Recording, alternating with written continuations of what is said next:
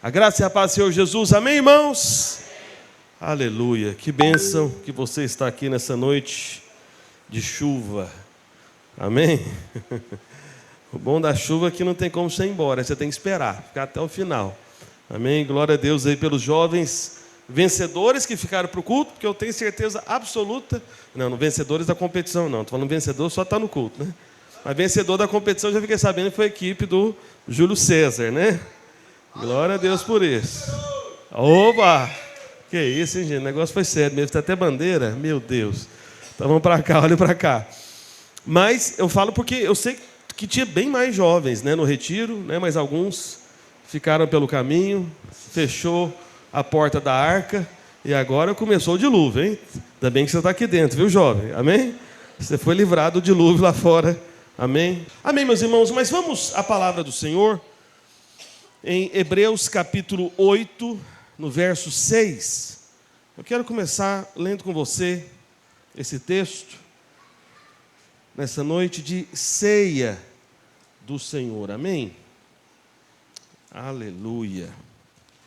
Hebreus capítulo 8, verso 6, está escrito, acompanhe por favor, na projeção ou na sua Bíblia, está escrito: agora, com efeito, obteve Jesus ministério tanto mais excelente, quanto a ele também mediador de superior aliança, instituída com base em superiores promessas. Porque se aquela primeira aliança tivesse sido sem defeito, de maneira alguma estaria sendo buscado lugar para uma segunda. E de fato, repreendendo-os, diz... E aqui Paulo vai citar um texto da Antiga Aliança. Eis aí vem dias, diz o Senhor, e firmarei nova aliança com a casa de Israel e com a casa de Judá. Não segundo a aliança que fiz com seus pais, no dia em que os tomei pela mão, para os conduzir até fora da terra do Egito. Pois eles não continuaram na minha aliança, e eu não atentei para eles, diz o Senhor. Porque esta é a aliança que firmarei com a casa de Israel depois daqueles dias, diz o Senhor. Na sua mente imprimirei as minhas leis, também sobre o seu coração as inscreverei, e eu serei o seu Deus, e eles serão o meu povo. E não ensinará jamais cada um o seu próximo, nem cada um ao seu irmão, dizendo, conhece ao Senhor. Porque todos me conhecerão, desde o menor deles até o maior.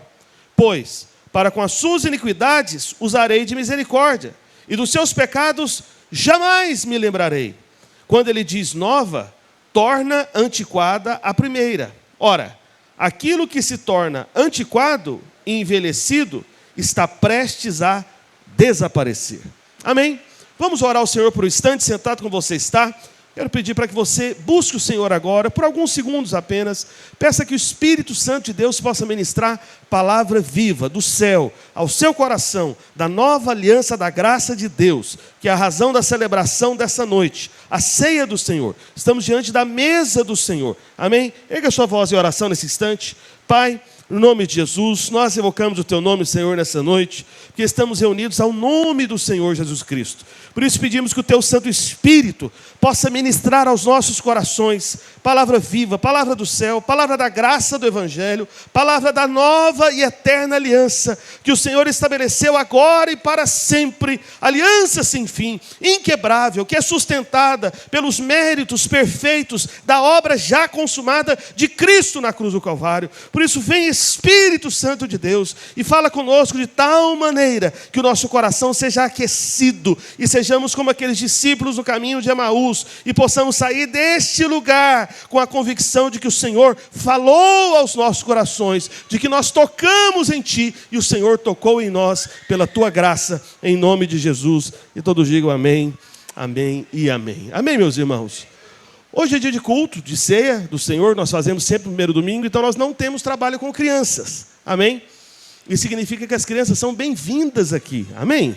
Então, não é um dia para os pais deixarem de trazer as crianças, não, claro que não, na verdade esse é o dia que eu espero que tenha mais crianças no culto, até mais do que nos dias que as irmãs têm o trabalho delas aí nas salas que nós temos nos andares aí de cima, né? Por quê? É importante que os filhos vejam os pais cultuar o Senhor. E, na minha opinião pessoal, por mim, chega a acontecer pelo menos 2 vezes no mês, no mínimo. Acho que uma vez é pouco, entendeu? Então, eu sei que fica aqueles que têm crianças pequenas, né, o pai e a mãe, parece que ele não consegue, né, entender que é possível ele cultuar o Senhor enquanto está com a criança no colo, às vezes tem uma criança um pouco mais agitada, mas não tem problema. Precioso é isso, você poder cultuar o Senhor com a sua família inteira. Amém? Isso que é de fato é o verdadeiro, eu e minha casa serviremos ao Senhor. Amém? Então, é claro que há necessidade de nós fazermos um trabalho separado, até por causa da linguagem das crianças, mas é muito boa essa oportunidade que nós temos sempre no primeiro domingo. Amém? E as crianças que o comportarem vão ganhar alguma coisa, mas não tem nada aqui dentro, hein? Senhor Jesus, cadê a pastora dos kids? E pastora Ludmila? Vai ganhar nada? Eu não trouxe nada para a mesa, né? Apenas uma fome, uma sede. Vai ter uma coisinha aqui? Vai ter? Vai? Ou sou eu que não estou vendo? Eu que sou incrédulo, né? Tem irmão já olhando para mim, que isso, pastor? Você não está vendo? Veja pela fé, né? Mas amém. É que geralmente tem um bombonzinho aqui, eu acredito que deve estar chegando de jegue, né? Mas chega. Vamos lá, amém? Irmãos, eu não vou expor para você esse texto que nós acabamos de ler, que é o que normalmente nós fazemos, né? Quando nós lemos um texto da palavra de Deus, ainda mais um texto longo como esse, nós expomos esse texto para você. Mas por que eu li esse texto? Porque, meus irmãos, esse texto é uma evidência tão maravilhosa da nova aliança da graça de Deus, que eu fiz questão de ler para ilustrar, e são verdades tão autoevidentes, que às vezes o que nos escapa é porque é um português um pouco mais rebuscado, complicado, e fica difícil você compreender. Então, eu vou ler esse mesmo texto que nós lemos no início, do verso 6 ao verso 13, numa outra versão, que na verdade é até conhecido como uma paráfrase, que é a mensagem, e eu quero que você ouça, e eu fiquei sabendo que tem ela aí no computador da igreja, colocaram recentemente. Só que ela tem um pequeno problema, essa versão, a mensagem. Os versículos nessa versão, eles não são totalmente separados. Então, tem trechos que essa versão coloca tudo junto. Então, do verso 6 ao 13, vai ficar tudo dentro de uma tela, nessa versão. Alguém coloca aí para mim, por favor. Aí vai ser um teste de visão, especialmente de quem está aí atrás. Eita, glória, olha aí. Alguém está conseguindo ler aí? Então, vou ler para você. Tem alguém? Quem está conseguindo ler? Só para eu saber. Alguns aí, alguns. Atrás ali, tem uma turma de óculos ali atrás. O óculos de vocês está atualizado mesmo? Tá? Tá mesmo? Sei não, hein? Eu acho que era para enxergar, não era não? Mas eu vou ler para você, na versão A Mensagem. Ouça, então, com atenção, o mesmo texto que eu li no início, na versão A Mensagem. Irmãos, estão comigo aqui, amém? Aleluia. Então me ouça, por favor. Amém? Não converse, especialmente os jovens aí. Teve um final de semana intenso inteiro, né? Fica aqui agora. Vamos lá. Está escrito: mas a obra sacerdotal de Jesus ultrapassa em muito a dos outros sacerdotes, pois ele faz parte de uma aliança muito superior. Se a primeira aliança, né, o Antigo Testamento, a antiga aliança, se a primeira aliança tivesse funcionado, a segunda, a nova aliança, a aliança da graça, amém? Celebrada da obra consumada, se a primeira aliança tivesse funcionado, a segunda não seria necessária. Mas sabemos que a antiga aliança deixou a desejar, pois Deus disse: levante a cabeça, está chegando o dia em que vou estabelecer uma nova aliança com Israel e Judá. Vou deixar de lado a antiga aliança que estabeleci com os antepassados deles, quando os conduzi pela mão na saída do Egito. Lembra? Moisés conduzindo o povo no Egito, está vendo? Paulo está citando aqui o texto da antiga aliança, da época do Antigo Testamento, da lei.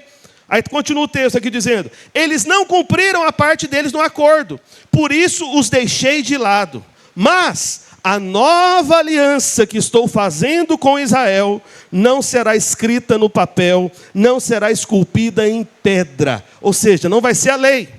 Desta vez, o texto bíblico continua dizendo: desta vez vou escrever aliança neles mesmos, vou gravá-la no coração deles, vou ser o Deus deles, e eles serão o meu povo. Não precisarão ir à escola para aprender de mim, nem comprar um livro do tipo Conheça Deus em 5 lições. eles vão me conhecer em primeira mão. O pequeno e o grande, o comum e o importante. Eles vão me conhecer por terem sido carinhosamente perdoados, por terem sua ficha de pecados apagada e limpa para sempre. Quando a nova aliança entre Deus e o seu povo passou a vigorar, a antiga foi para a gaveta e lá ficará acumulando poeira. Interessante, não é isso? Essa versão, amém? Então, é uma linguagem assim, bem do dia a dia, para ficar claro para você o que esse texto diz. Então, o que eu quero compartilhar com os irmãos hoje, nesse domingo de ceia, posso dizer que, de certa forma, é uma continuação do que nós começamos a falar domingo passado, sobre algumas das perguntas principais em relação à graça revelada no Evangelho. Mas, você que não veio domingo passado, não se preocupe, pensando o seguinte, não, então se para eu entender a palavra de hoje, eu tenho que ter ouvido a do domingo passado. Não, não precisa. É uma continuação, mas é uma palavra independente, amém? Então você não precisa se lembrar realmente do que compartilhamos domingo passado. Se você não veio domingo passado, não tem nenhum problema. Então, eu quero continuar falando de algumas perguntas. Especialmente quando você está começando a receber o Evangelho da Graça de fato. E uma pergunta muito comum é a seguinte, ouça com atenção. Será que a minha obediência, a minha própria obediência, me torna mais justo diante de Deus? Mais merecedor das bênçãos de Deus? Mais correto na presença de Deus? Será que a minha obediência tem o poder de causar isso? Vou te responder. Com um simples objetivo e sonoro, não. Não. Não tem esse poder. A sua própria obediência não torna você mais justo diante de Deus. A sua própria obediência não torna você mais merecedor de qualquer coisa diante de Deus. A sua própria obediência não tem esse poder. Entende isso? Não tem. E ainda digo mais, para escandalizar alguns, mas não vai embora não, fica até o final para você entender, amém? Porque o que eu vou falar agora pode escandalizar alguns. Então veja bem, a minha própria obediência não tem o poder de me tornar mais justo. Não, não tem. Mas antes de eu falar da polêmica, deixa eu te explicar por que não tem. Sabe por que a sua obediência não tem o poder de tornar você mais justo diante de Deus? Porque é o seguinte, porque você já é perfeitamente justificado pelo sangue do Senhor Jesus Cristo. Você está me entendendo? Você já é completamente inocentado pelo lavar regenerador do sangue do Senhor Jesus Cristo. De tal maneira que a obra de Cristo é tão perfeita, completa, eterna, permanente e inquebrável, que nada você pode fazer para melhorar ela. Então a questão não é a sua obediência, é a obediência de Cristo. E a palavra do Senhor diz que Ele obedeceu até a morte, morte de cruz. E é isso que nós celebramos agora com a ceia do Senhor. Você está me entendendo? Pastor, qual que é a parte polêmica? Pois é, vamos lá. A sua falta de obediência,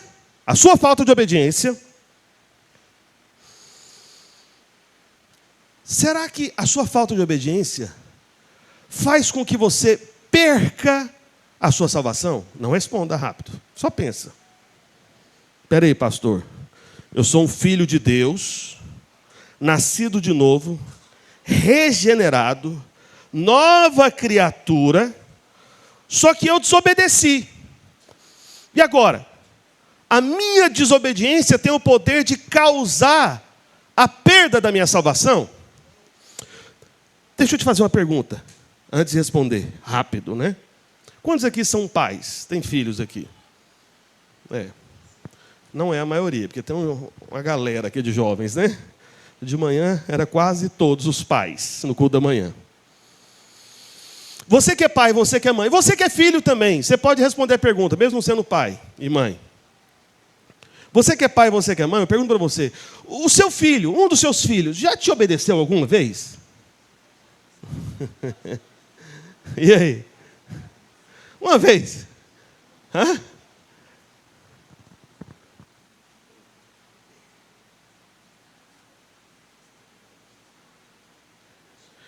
Olha para cá. Seu filho ou sua filha já desobedeceu alguma vez? Eu sei que tem pai que está olhando e está rindo para mim. Fala, pastor, como assim? Uma vez por hora? Como é que é? Porque dependendo do filho e dependendo do dia, às vezes é uma vez por minuto, né? Porque todo filho tem aquela fase mais rebelde. Tem ou não tem? Ah, mas tem. Aí eu pergunto para você que é filho. Você que é filho. Porque você não é pai nem mãe, né? Os irmãos aqui que são solteiros, né? Seja sincero. Você já desobedeceu o seu pai ou sua mãe alguma vez? Hã? Tem alguns que estão rindo aqui. A sua risada te condena. Aliás, sem condenação, amém? Não quer condenar ninguém aqui não. Olha para cá. É claro que você já desobedeceu. Agora, eu falo para os pais, especialmente você que é pai e você que é mãe. Quando o seu filho te desobedeceu, o que você fez? Você chegou a falar para ele, olha, por causa da sua desobediência, a partir de agora você não é mais meu filho. Você está deserdado, excluído da família. Arrancarei o seu sobrenome e jamais você terá qualquer tipo de ligação com a família. Aí você coloca o seu sobrenome aí. No meu caso é Coelho de Mendonça. Teve algum pai ou alguma mãe que fez isso por causa da desobediência do filho? Sim ou não? Nunca! Jamais! Irmãos, depois você pode conferir, lá em Mateus capítulo 7, o Senhor Jesus ele diz o seguinte: vós que sois maus, sabeis dar boas dádivas aos vossos filhos, quanto mais o vosso Pai Celeste dará boas coisas que lhe pedirem. Veja, o Senhor Jesus estava falando de pais ímpios. Você está entendendo? Até o pai ímpio, que nem é filho de Deus, que nem nasceu de novo, é ou não é verdade que tem pai? Bons pais lá fora, mesmo que não conhece o Senhor Jesus, é ou não é verdade? Tem.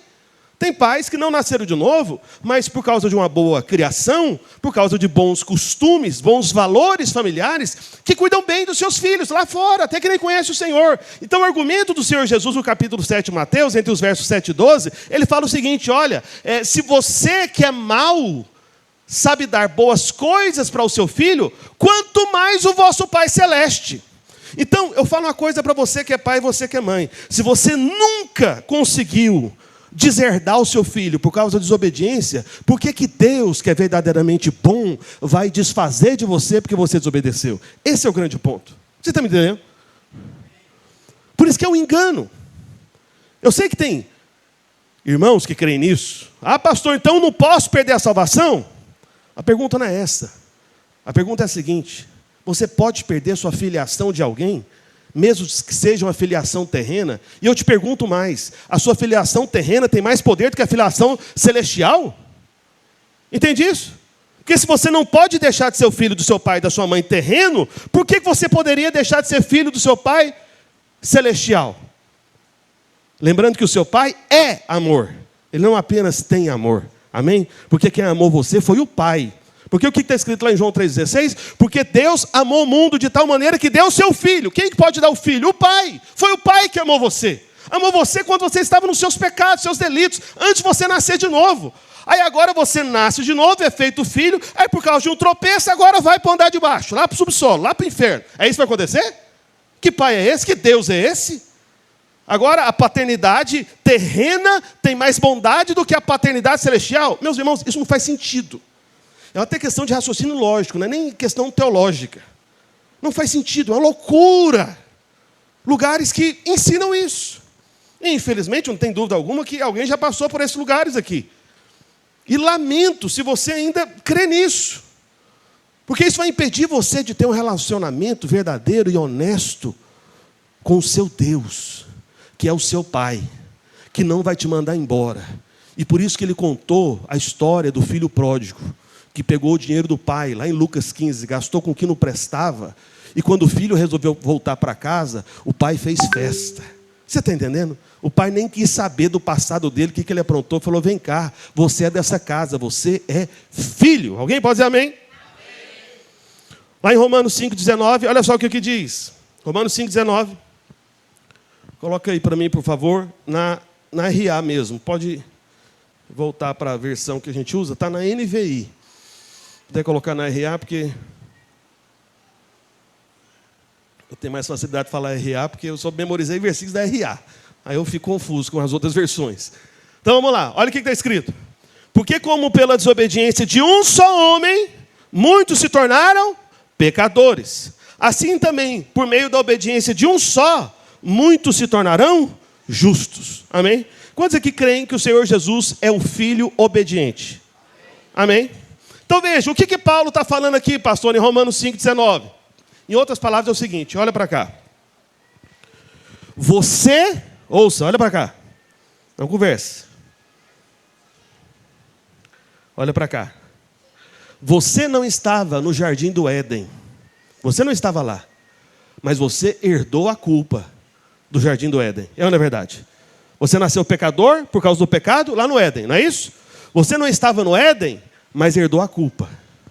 Mas da mesma forma, você não estava no Getsemane, ou não estava na cruz do Calvário, mas agora você herdou o perdão, a justiça. Você está entendendo?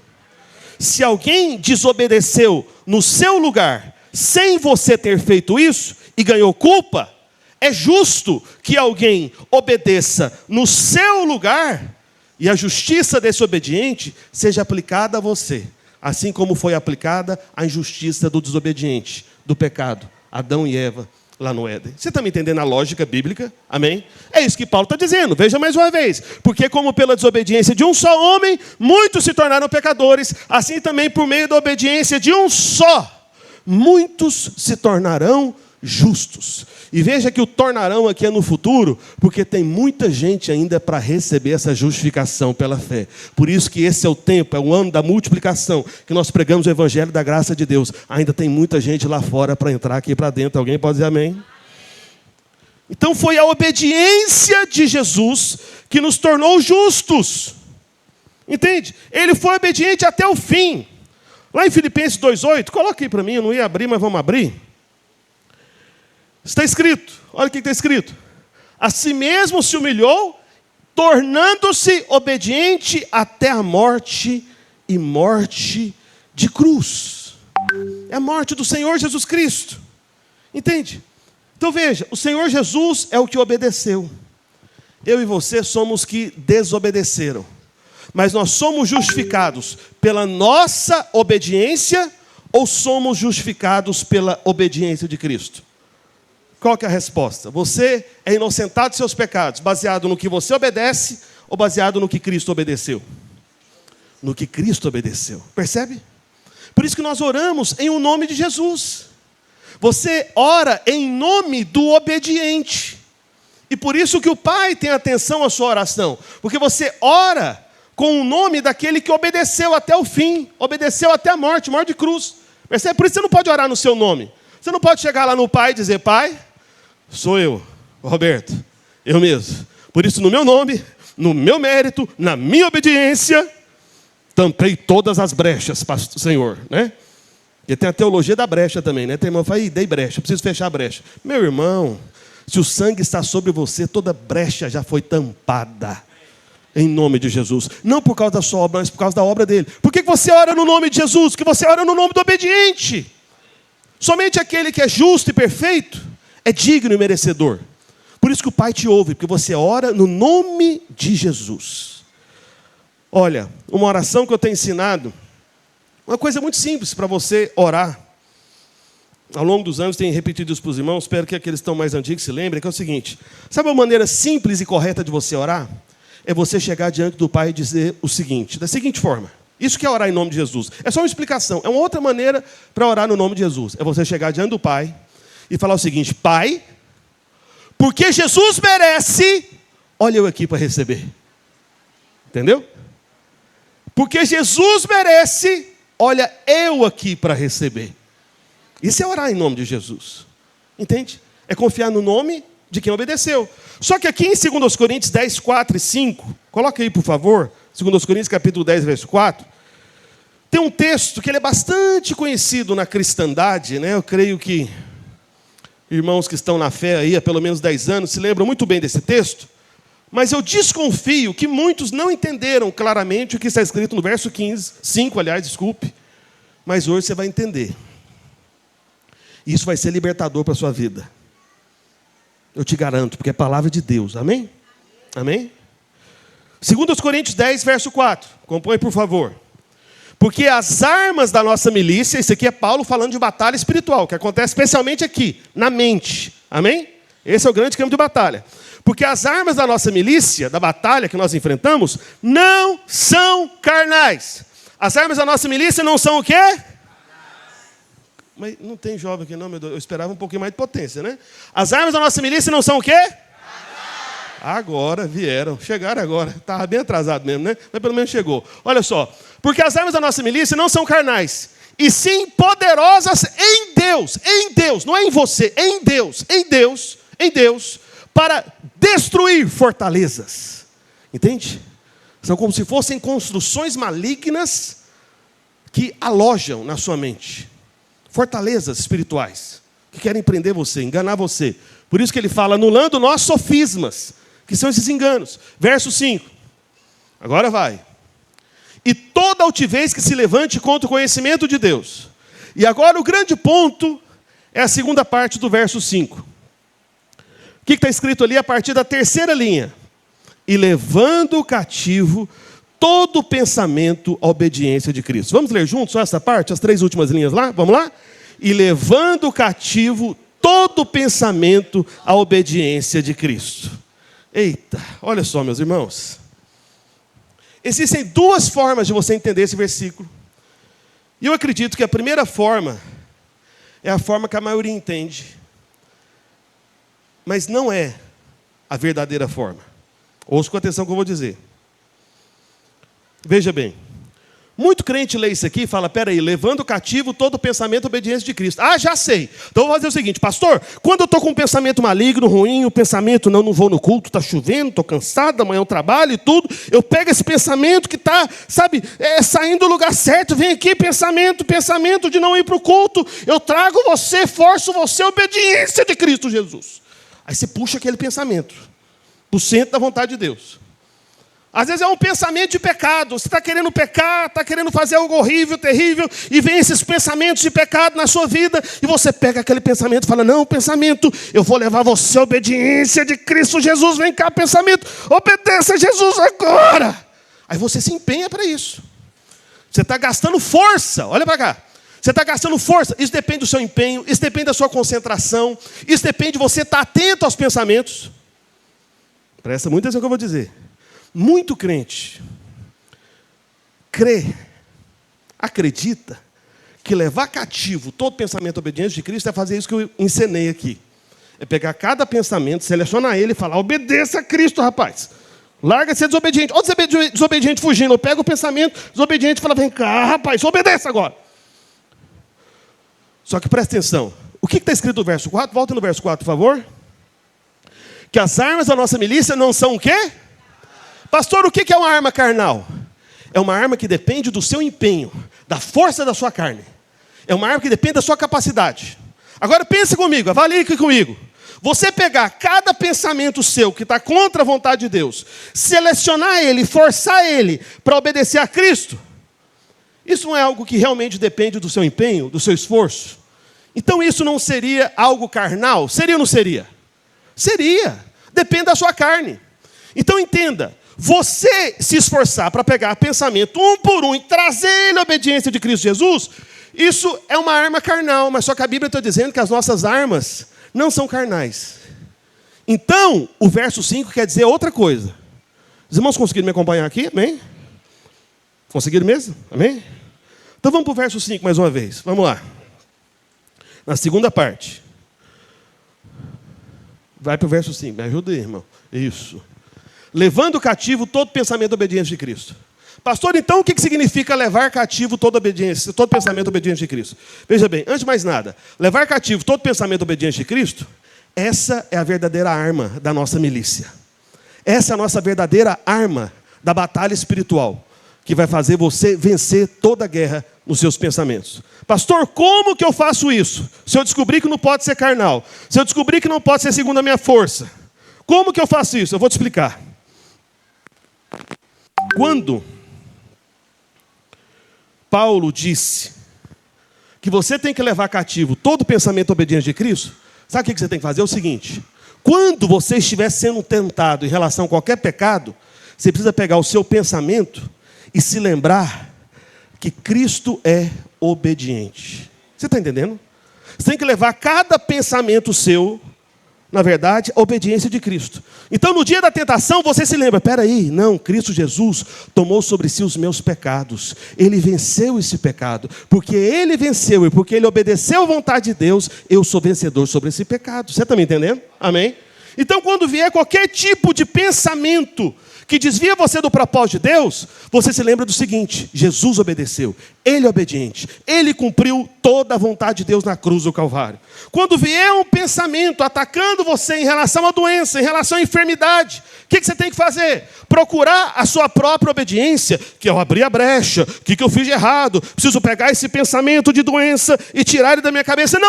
Não faça isso. Leva o seu pensamento a lembrar-se que Cristo obedeceu. Peraí, Jesus tomou lá na cruz do Calvário toda a enfermidade, toda a doença. Ele obedeceu, cumpriu a vontade de Deus. Então, porque Ele obedeceu, eu recebo agora a cura. Porque Ele obedeceu, eu recebo agora a libertação. Porque Ele obedeceu, eu recebo agora tudo aquilo que eu preciso receber da parte de Deus. Eu estou levando cada pensamento meu à obediência de Cristo Jesus. Eu estou levando cada pensamento meu a lembrar que Cristo é obediente. A questão, meu irmão, não é a sua obediência. A questão é a obediência de Cristo e obediência até a morte e morte de cruz. Você está entendendo a diferença? Pastor, então o que eu preciso lembrar não é da minha obediência, mas é da obediência de Cristo. E essa que é a minha arma? Sim! De tanto você lembrar que Cristo é obediente, sabe o que vai acontecer? Espontaneamente, eu te garanto, você vai começar a obedecer à vontade de Deus.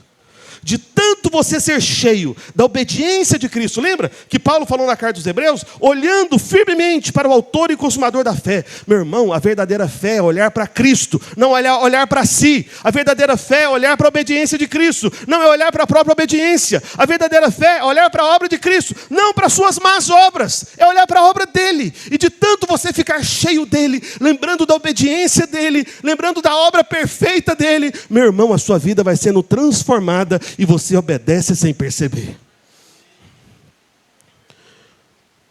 Você, jovem, aproveitando que tem muitos jovens, né?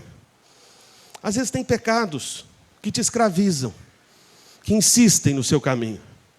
Você já tentou de tudo, eu sei. Eu já fui jovem, embora eu acho que eu estou quase jovem. Obrigado pelos 2 amém. Entendi que eu não estou mais. Olha para cá. São os pastores, tem que encorajar o pastor mesmo, tá certo. O resto, trata normal, não entendi. Veja bem, existem pecados que ainda têm vencido você. E por que você tem sido derrotado por esses pecados? É porque você mesmo está querendo obedecer à vontade de Deus, pelo seu próprio empenho, da sua carne, da sua força de vontade, você está querendo derrotar esses pecados.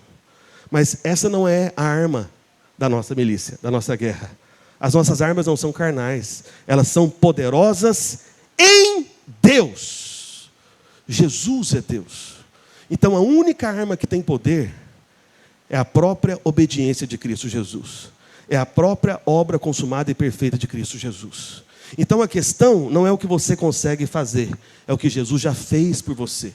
Por isso, no meio da batalha espiritual, quer seja ela em relação ao pecado, em relação a alguma enfermidade, em relação a alguma confusão na família, não sei, em relação a alguma dificuldade da própria obra de Deus. Pastor, minha célula não avança, não rompe, não multiplica, é porque eu não obedeço, é porque eu faço tudo errado. Meu irmão, a questão não é o que você obedece ou desobedece, não é a questão do que você faz, o que você não faz, a questão do que Cristo já fez, e Cristo obedeceu até a morte, morte de cruz. E se Jesus é obediente, é nisso que você vai fixar o seu olhar, os seus pensamentos, porque Cristo obedeceu. Eu posso experimentar sim, de cura, de libertação, de uma célula que cresce, que rompe, de paz na minha família, porque Cristo é obediente.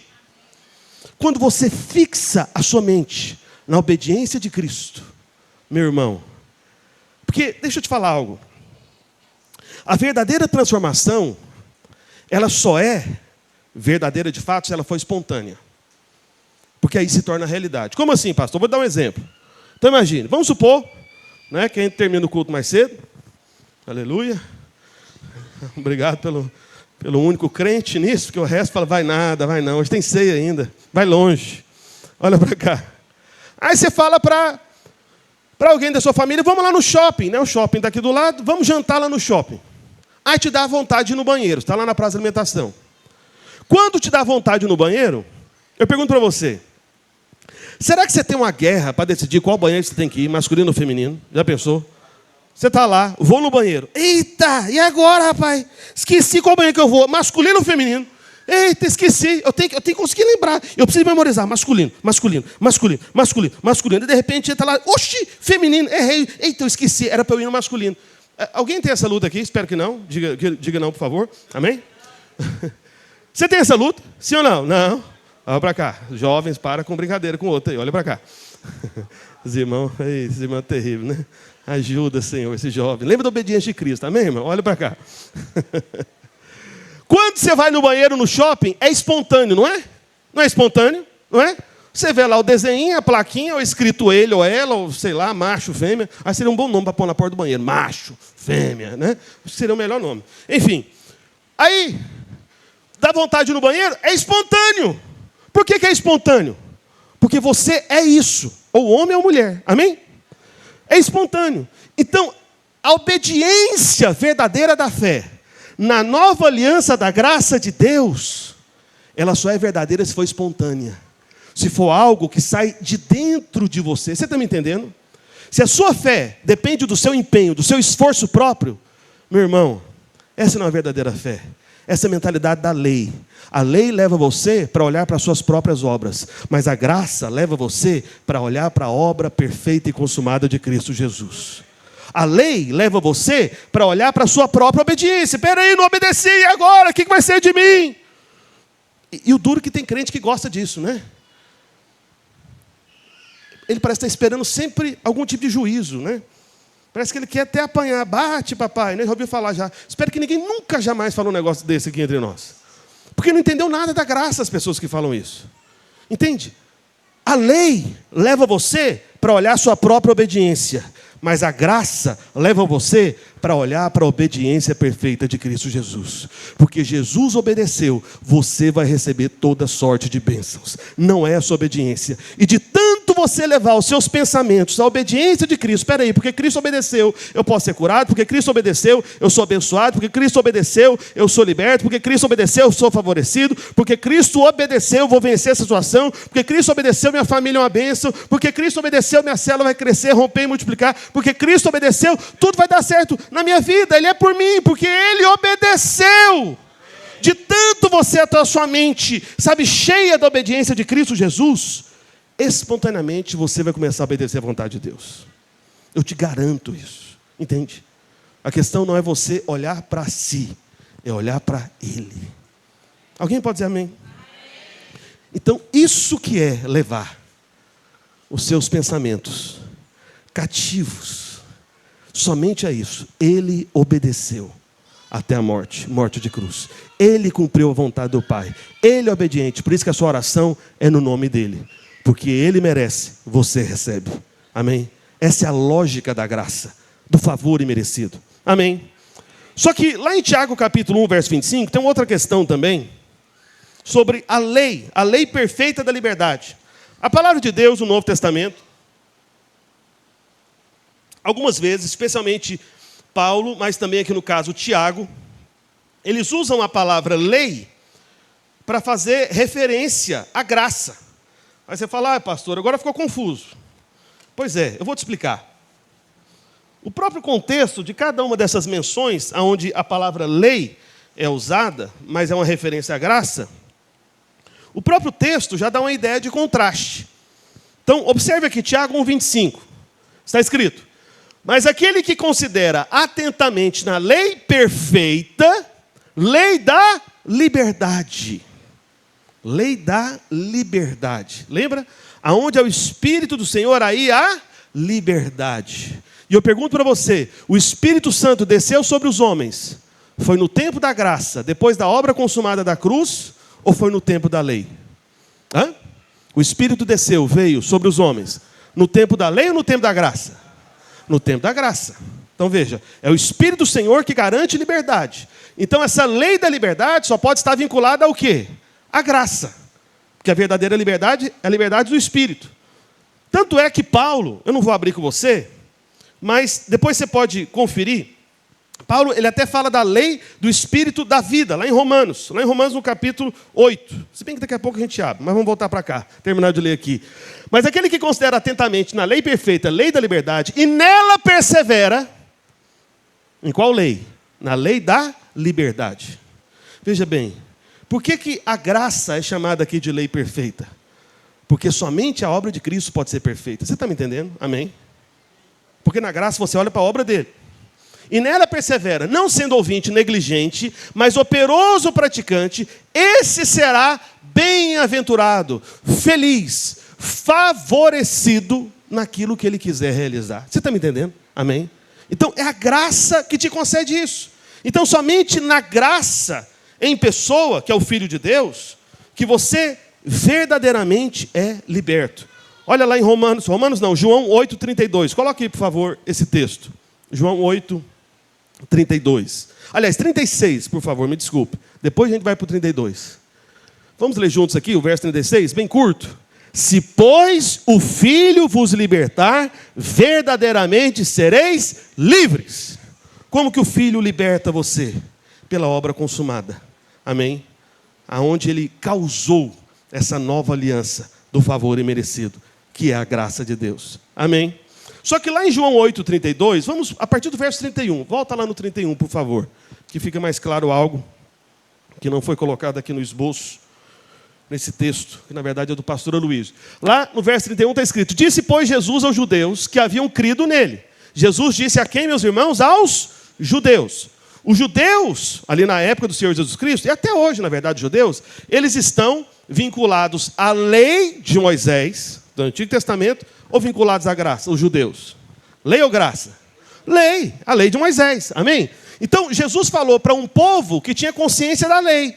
Disse, pois, Jesus aos judeus que haviam crido nele: se vós permanecerdes na minha palavra, sois verdadeiramente meus discípulos. Agora o verso 32. E conhecereis a verdade, e a verdade vos libertará.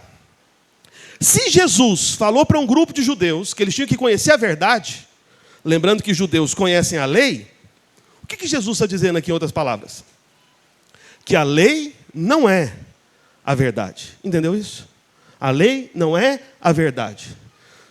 Agora, aonde está a verdade de fato? Na graça.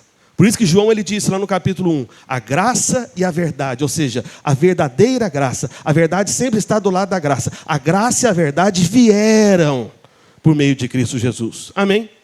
Então, somente a verdade que liberta. Se a verdade não está do lado da lei, pastor, por que a verdade não está do lado da lei? Porque Jesus falou para o judeu.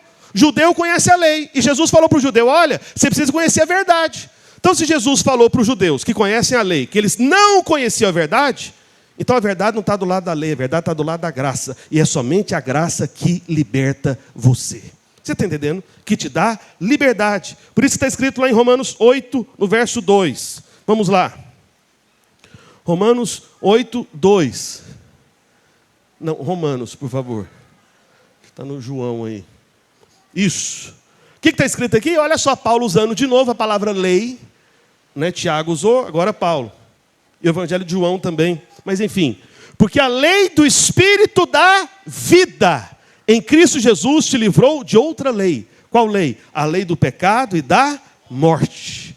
Ou seja, quando você vivia segundo a lei dos mandamentos, ou seja, quando você relaciona-se com Deus baseado no seu mérito, no seu desempenho, naquilo que você consegue obedecer por conta própria, o que isso vai causar em você? Morte.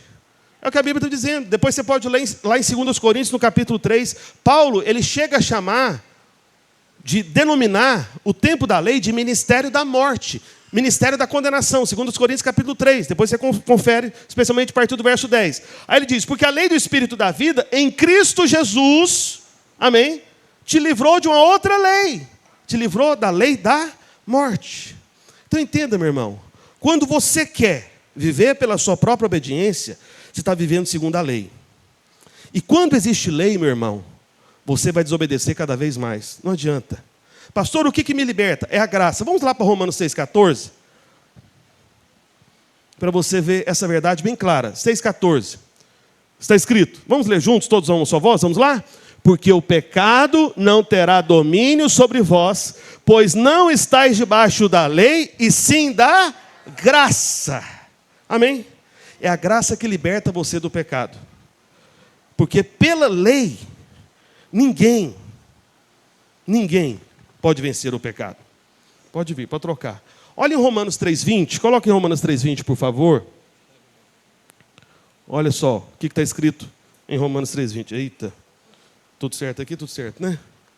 Olha o que está escrito em Romanos 3,20. Visto que ninguém será justificado diante dele, por quais obras, meus irmãos?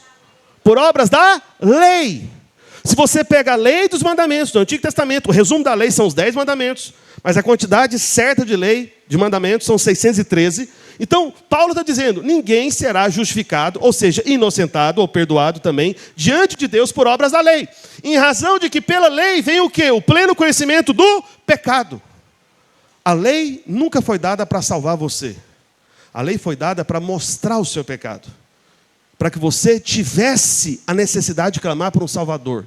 Para que você um dia chegasse diante de Deus e falasse, Deus, eu não consigo cumprir os seus justos mandamentos. Eu sou imperfeito, eu preciso de salvação, uma salvação sem mérito, que não depende da minha obra, depende somente daquilo que o Senhor pode fazer, e o Senhor já fez por mim de uma vez por todas. Amém. Veja, tem vários jovens aqui. Eu me lembro na minha adolescência,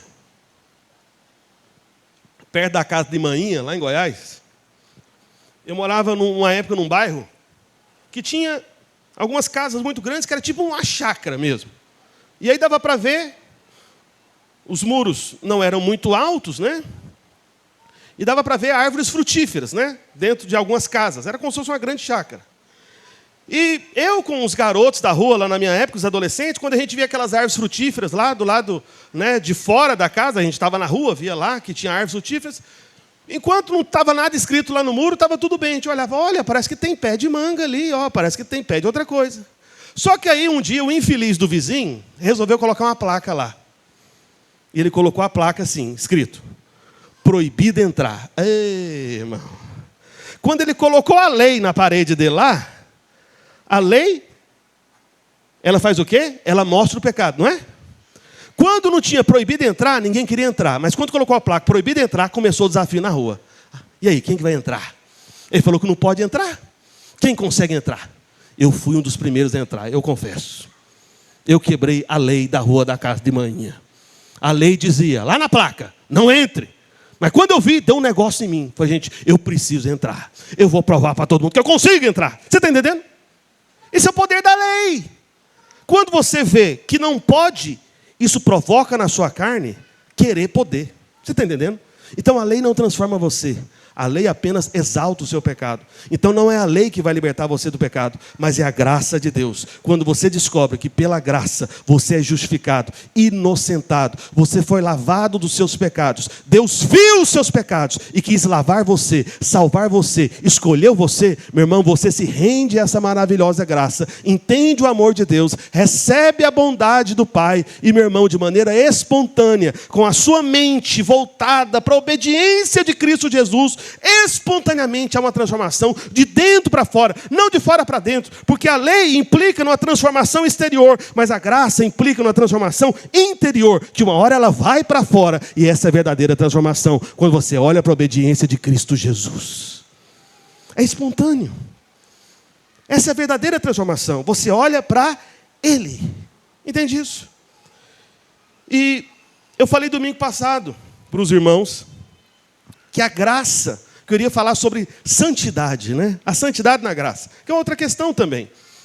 Não sei se você sabe, mas muitas cartas que Paulo escreveu, ele na verdade estava respondendo tanto a perguntas quanto a acusações.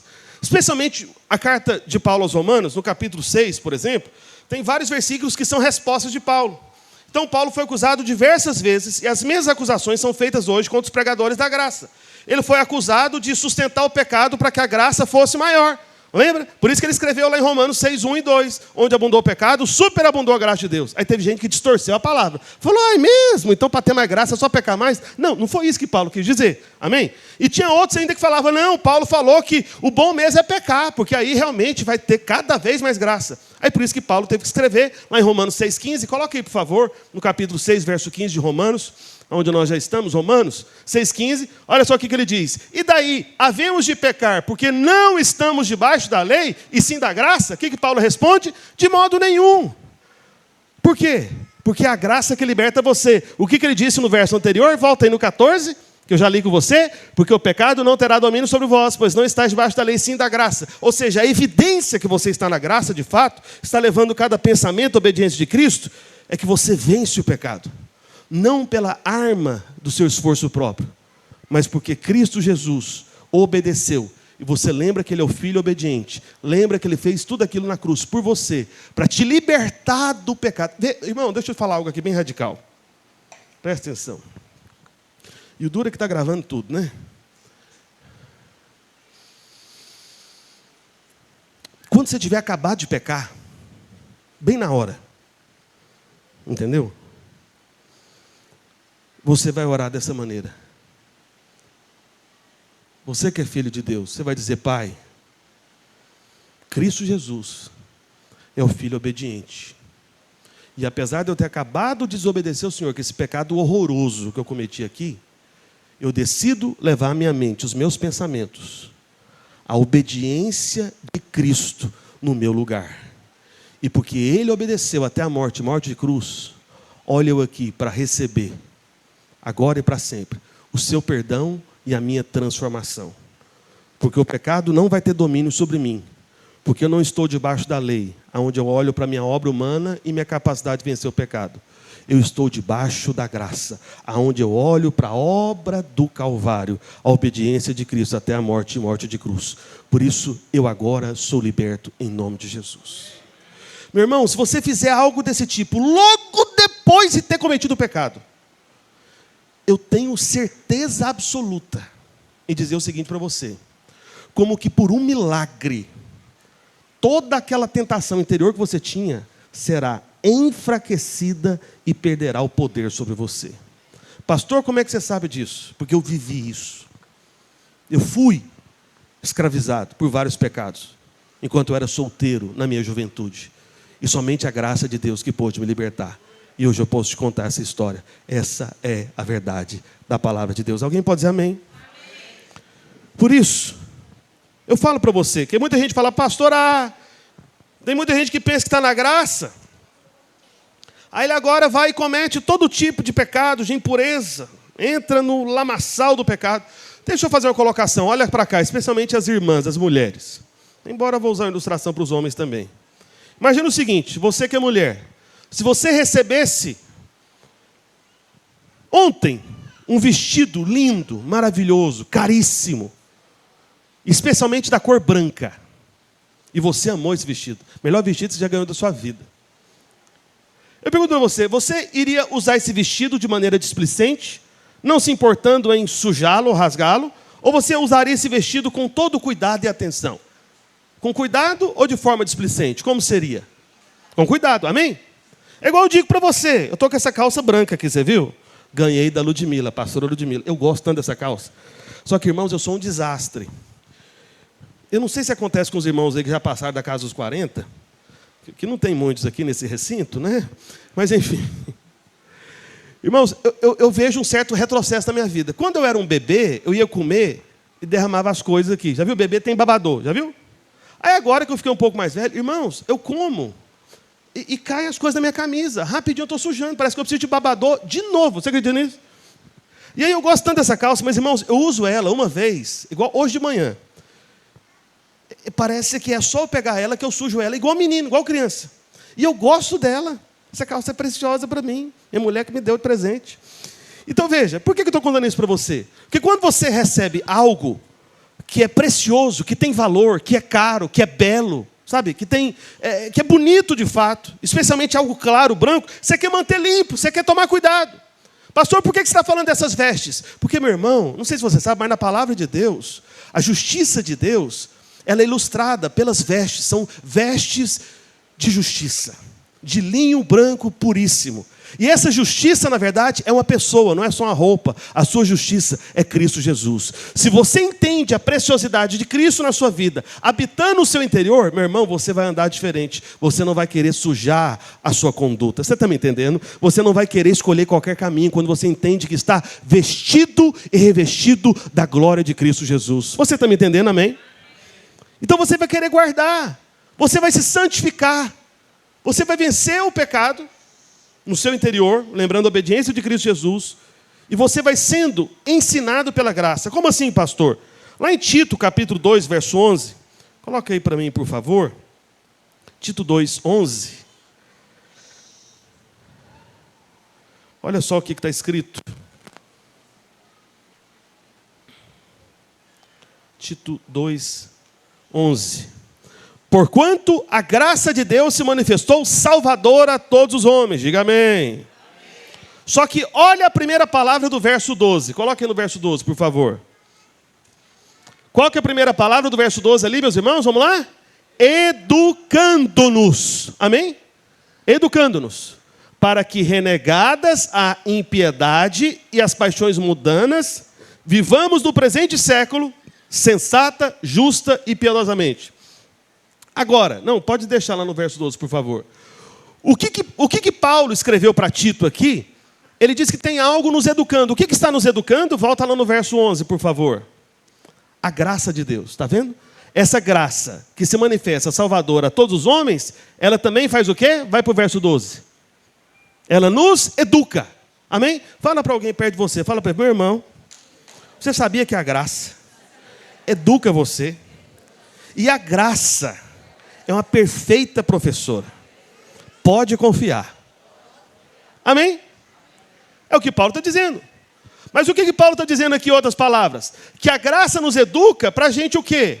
Renegar a impiedade. Vencer o pecado. Vencer as paixões mundanas da carne. O que Paulo está dizendo em outras palavras? Olha para mim. É que a graça educa você para ser santo. Se você quer viver santidade na sua vida, meu irmão, é a graça que vai educar você nesse caminho. Só a graça. Porque o pecado não terá domínio sobre vós, pois não estáis debaixo da lei, e sim da educadora graça de Deus. Amém? Ela que santifica você.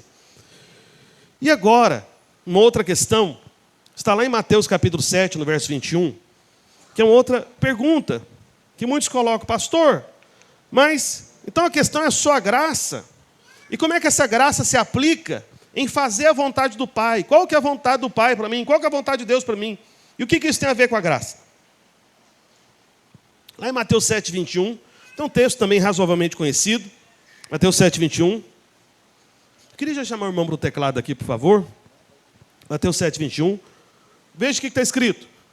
Nem todo o que me diz Senhor, Senhor, Jesus dizendo, entrará no reino dos céus, mas aquele que faz a vontade de meu Pai que está nos céus.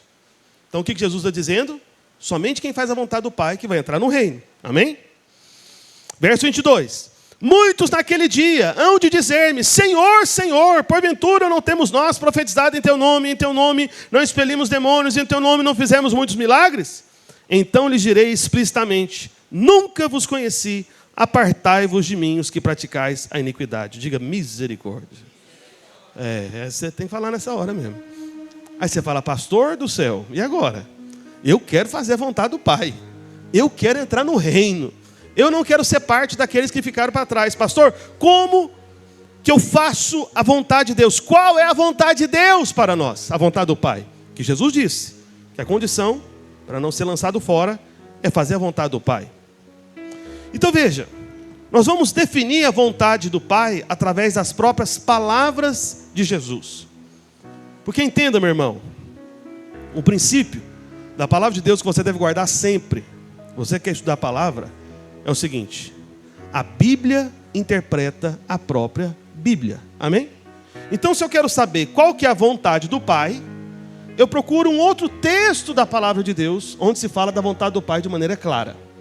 E se eu tiver um texto da palavra de Deus, onde o próprio Senhor Jesus fala qual é a vontade do Pai, então essa só pode ser a resposta. Os irmãos estão me acompanhando, amém?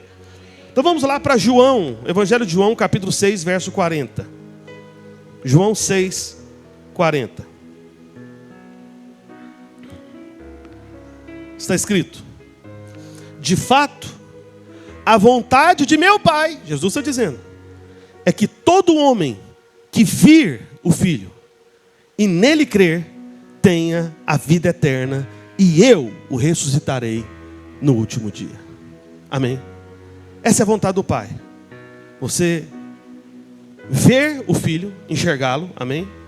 Porque aqui é vir de ver, não é de vir ao Filho. Se fosse para vir a Ele, seria ao e não o. Então, a vontade do Pai é que todo aquele que conseguir enxergar o Filho, ver o Filho. Pastor, como é que eu vejo o Filho? Meu irmão, é crendo e se lembrando do que Ele fez por você. Ele obedeceu por você no seu lugar. Por isso que Paulo disse aos Hebreus, olhando firmemente, ou seja, vendo constantemente, continuamente, só o Filho. O que importa é o Filho. Não olhe para você, não olhe para o próximo, não olhe para as circunstâncias, olhe somente para Ele. Olhe para Cristo Jesus. Não importa qual seja a situação, não importa qual seja, a sua queda, o seu pecado, não importa qual seja a injustiça que praticaram contra você, olha para o Filho, veja o Filho, creia no Filho, lembre-se da obediência do Filho. É isso que salva você, que liberta você, que cura você, que restaura você, que fortalece você, que livra você, que faz você chegar lá naquele dia diante do Pai e ser confessado pelo Filho. Amém. Então, essa é a vontade do Pai.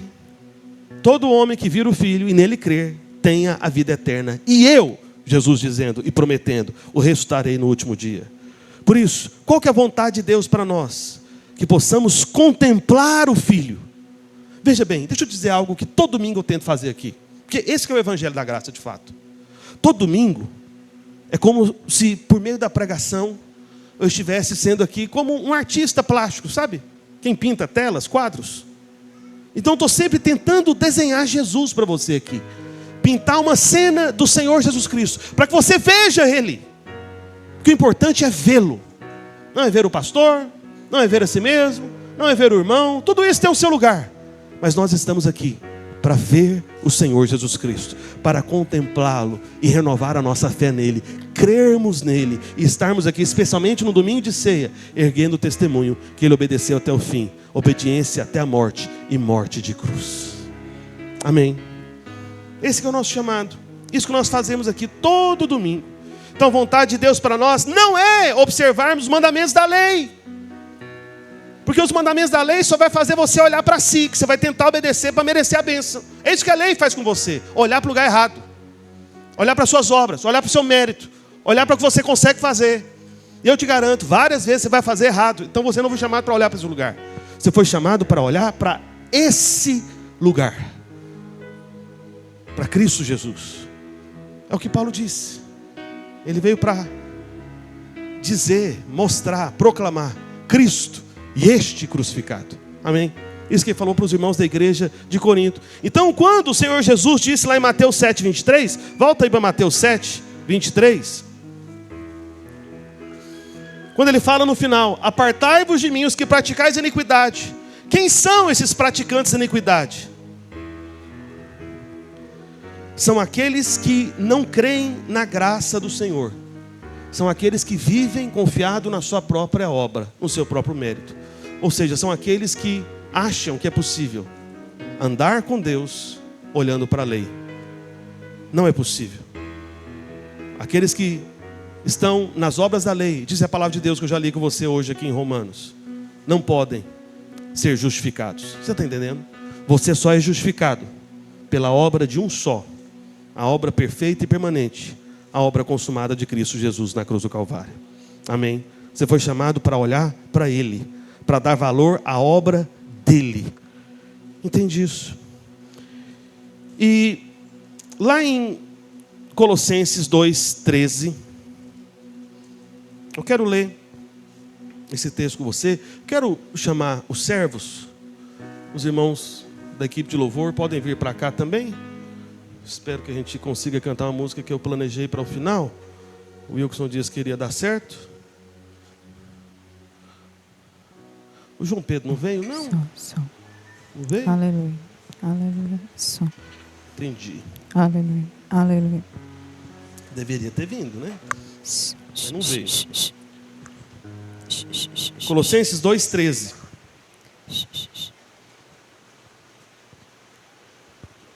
Olha o que está escrito. Acompanhe, por favor. E a vós outros que estáveis mortos pelas vossas transgressões e pela incircuncisão da vossa carne, vos deu vida juntamente com ele, como? Paulo diz, perdoando todos os nossos delitos, perdoando todos os nossos pecados. Como você recebe vida? Segundo a palavra de Deus aqui, quando você é perdoado. Olha para cá, meu irmão, minha irmã.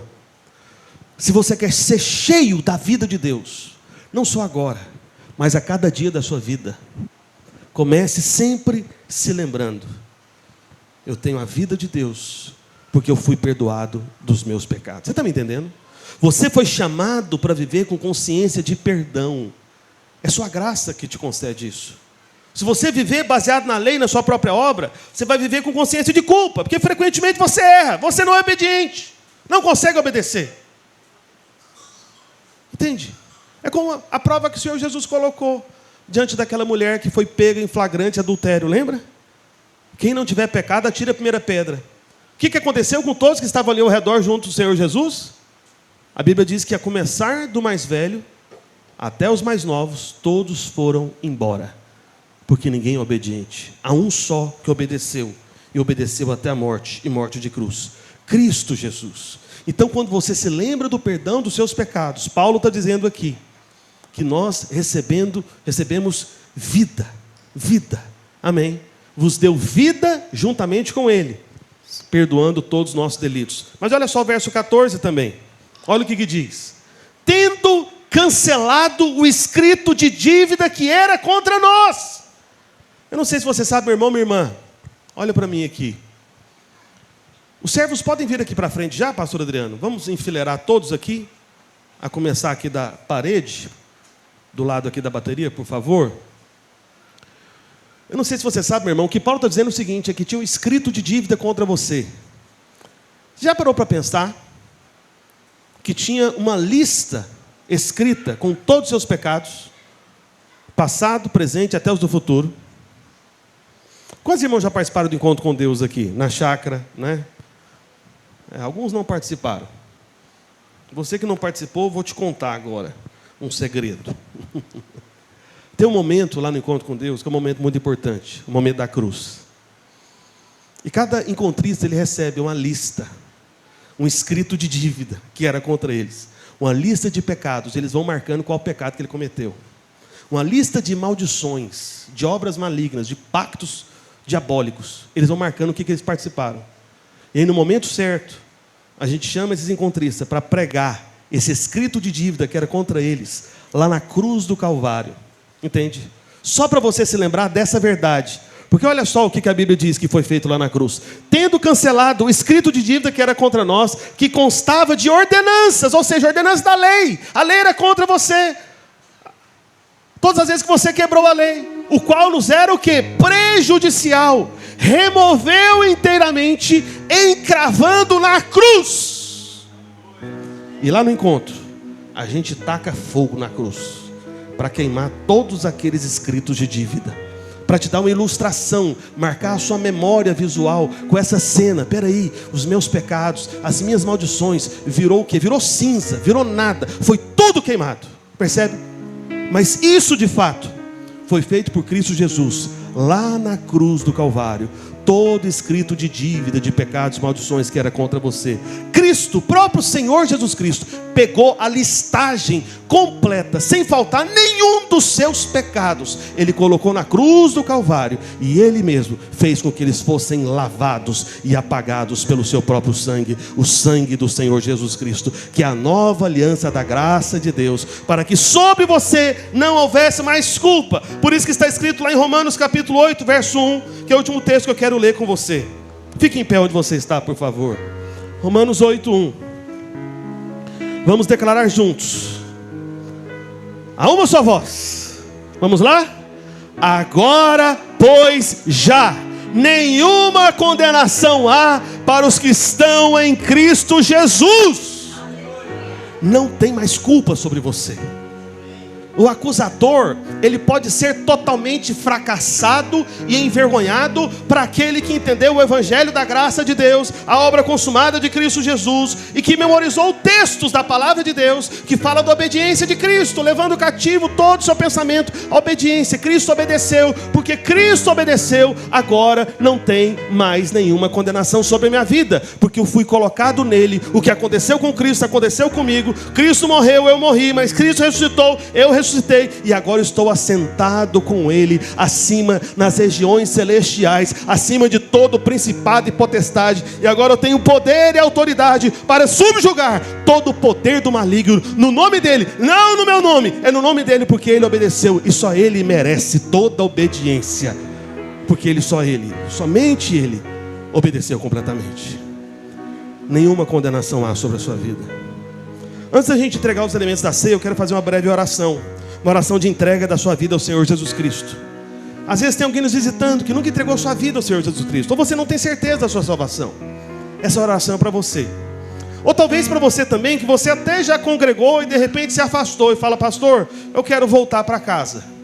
O Pai me aceita? É claro que aceita. Essa oração também é para você se lembrar do que já foi feito por você. Mas para que ninguém se constrange, eu quero que todos repitam juntos. Coloque a mão no seu peito, todos a uma só voz. Repita logo após mim, diga assim: Senhor Jesus, eu recebo e aceito tudo aquilo que o Senhor fez por mim. Eu creio que lá na cruz, por causa da tua obra perfeita, por causa da tua obediência, eu sou perdoado, inocentado dos meus pecados. Não há mais maldição sobre mim, porque o Senhor tomou sobre si, lá no madeiro, todas as minhas maldições. Por isso eu creio que agora eu sou feito filho de Deus. Amém. Amém. Se você fez essa oração pela primeira vez, ou está voltando os caminhos do Senhor, por favor, no final do culto, procure qualquer um dos pastores, eu, ou o pastor Rafael, ou o pastor Adriano, ou o pastor Marcos André, que nós queremos orar novamente por você. Não vá embora sem nos procurar, amém? Mas nós vamos distribuir os elementos da ceia agora. Todos aqueles que já foram batizados numa igreja cristã evangélica, pode receber, amém? Vamos esperar todos receberem os elementos. Mas eu quero cantar com você, enquanto você está recebendo. Quero começar a ministrar uma canção que fala justamente de Romanos 8:1. Nenhuma condenação há mais sobre a sua vida. Amém? Dia de ceia é dia de você lembrar do perdão. Você foi justificado. Não há mais condenação sobre você. Amém? Você vai sair daqui hoje, nessa noite, leve, em paz, sem culpa. Não por causa da sua obediência, mas que você está levando cativo os seus pensamentos à obediência de Cristo. Obediência até a morte, e morte de cruz. Porque Ele obedeceu, você agora é inocentado dos seus pecados, totalmente perdoado, feito filho de Deus, e sobre você não há mais condenação. Porque nenhuma condenação há para os que estão em Cristo Jesus. Amém? Se você sabe ministrar esse cântico, vamos juntos. Se puder colocar a letra da canção, acho que já deve estar preparado. Amém? Aleluia. Erga o pão para o alto, por favor. Repita logo após mim. Diga assim: este pão é o corpo do Senhor Jesus Cristo, que foi moído na cruz do Calvário. Ao tomar este pão, eu estou declarando que sou curado de toda doença e enfermidade, porque pelas suas feridas eu sou sarado. Ao comer este pão, eu também recebo paz na minha alma, na minha mente, nas minhas emoções, porque o castigo que nos traz a paz estava sobre Ele, sobre o seu corpo, no meu lugar, lá na cruz. Aleluia. Amém. Por alguns segundos, coma do pão e agradeça ao Senhor Jesus pela cura, pela paz. Para quem está em ti, Jesus, cuja vida coberta está pelos desceu na cruz. É certo que provas virão, investidas do vil tentador, mas nenhuma condenação há para quem está em ti, querido Senhor. Erga o cálice para o alto.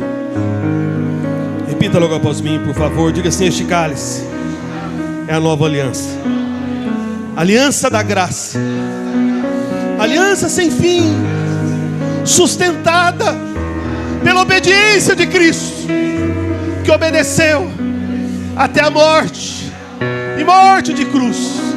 Ao tomar esse cálice, eu estou declarando que sobre mim não há mais, nunca jamais, culpa ou condenação, porque eu sou lavado e remido pelo sangue do Senhor Jesus Cristo.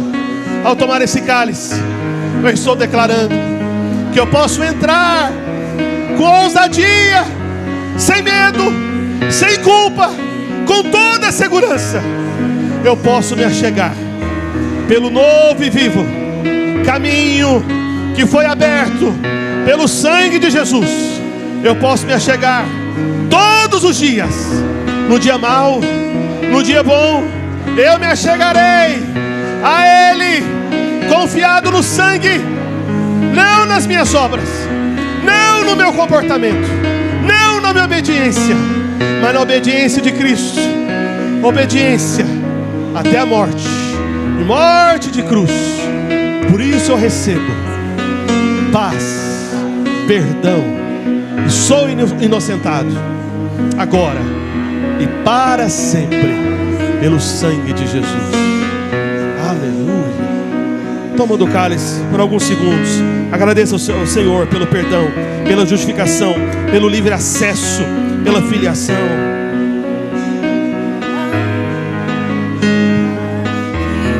Está em ti, Jesus, cuja vida coberta está pelo sangue que desceu na cruz.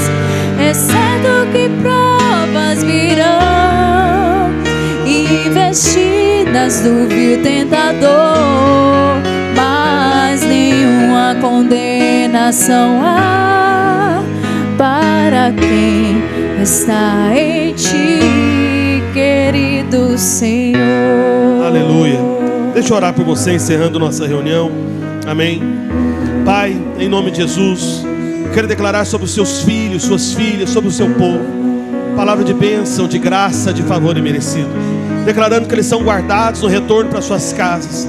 Declarando que eles vão viver essa semana e a cada dia da vida deles, ó Deus, conscientes da obra perfeita de Cristo, da obediência do Senhor Jesus Cristo, que quando viu o tentador vier para acusá-los e mostrar comportamentos errados, que eles mesmos até praticaram, que eles possam levar cada pensamento, se lembrando, se recordando da obediência perfeita de Cristo, porque não é pela nossa obediência, mas é pela obediência de Cristo, obediência até a morte e morte de cruz, e que por isso eles possam receber no meio da guerra, no meio da batalha, no meio da culpa, no meio do tropeço e do erro, que eles possam receber a palavra da justiça pela fé, na graça, na obra consumada, se lembrando sempre, ó Deus, que tudo está na obediência perfeita de Cristo Jesus, e que eles são livrados de toda culpa, e que agora sobre eles não há mais condenação, porque eles permanecem nessa fé, olhando firmemente para o autor e consumador da fé, Cristo Jesus. Amém, amém e amém. Amém. Deus abençoe a sua vida, meu irmão. Vá debaixo da graça e da paz. Diga para pelo menos 2 ou 3 irmãos: meu irmão, a questão não é a sua obediência, é a obediência dele. Amém? E lembrando os homens, amanhã temos oração 5:30 da manhã, uma vez só no mês. Os jovens vencedores, homens, acredito que estarão aqui conosco 5:30. Amém? Dê um abraço pelo menos 2 ou 3 irmãos. Se você quer receber oração por qualquer motivo, pode vir aqui à frente que nós oramos por você também.